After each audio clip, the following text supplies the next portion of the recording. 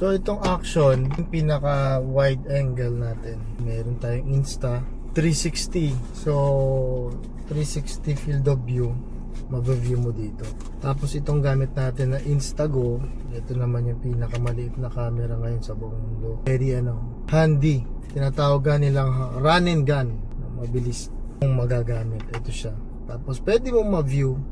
Kita nyo ngayon dito. Ito siya So para kang may wireless camera. Ganun siya kalupit. Pero meron mas bago nito, pero hindi pa worth it na bilhin dahil pangit yung design niya.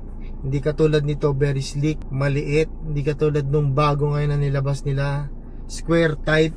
Style nila yan para kumita sila Para next year, yung pinaka-upgrade nila, kamukha nito na maliit na naman. Parang pinagloloko na lang talaga tayo ng mga manufacturer Parang Apple, yung iPhone, di ba? Wala naman, ililipat lang yung camera sa ibang lugar. Meron ng iPhone 17, iPhone 18, baka ang camera niyan parang pineapple na. Ganun tayo pinagloloko ng mga manufacturer, ng mga businesses na yan.